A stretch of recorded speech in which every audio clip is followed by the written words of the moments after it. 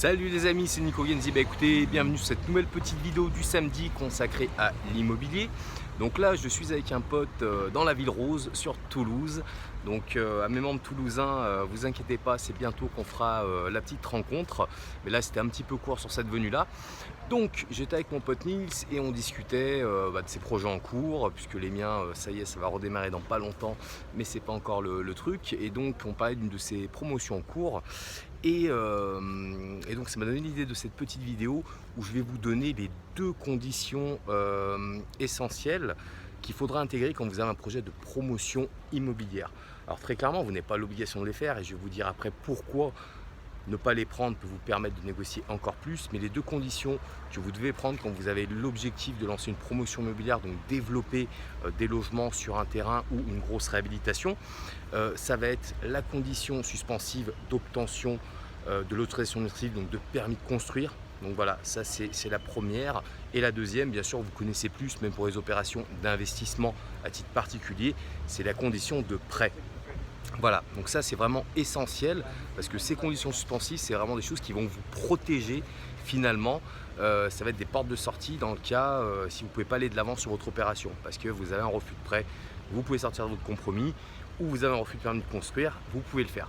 Maintenant, voilà, on discutait avec ce pote Nils et lui me disait que sur son dernier dossier, il n'a pas pris la condition d'obtention de permis de construire.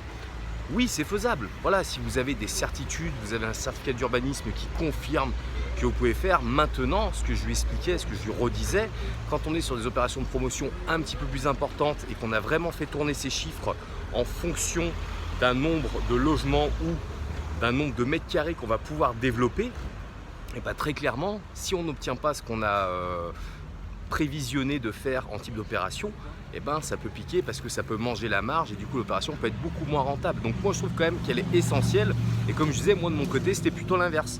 J'avais plutôt tendance à faire sauter la condition suspensive d'obtention de prêt, voilà, ce qui permet de négocier quand même beaucoup plus fort, surtout dans les marchés tendus où il y a du particulier en face. Donc voilà, faire sauter l'obtention de prêt peut être très intéressante. Par contre, attention, danger, il faut des certitudes.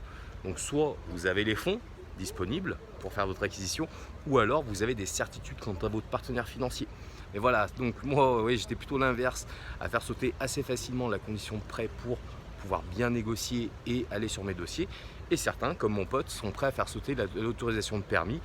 Mais voilà, chacun est libre de faire comme il l'entend. Mais aujourd'hui, dans cette petite vidéo, c'était vous donner les deux conditions principales et essentielles qu'on va avoir à mettre en tant qu'acquéreur qui veut développer une promotion immobilière. Donc voilà les amis, écoutez, comme d'hab, si la vidéo vous a plu, n'hésitez pas, un petit pouce voilà, sur Facebook ou un petit j'aime sur YouTube, ça fait toujours plaisir.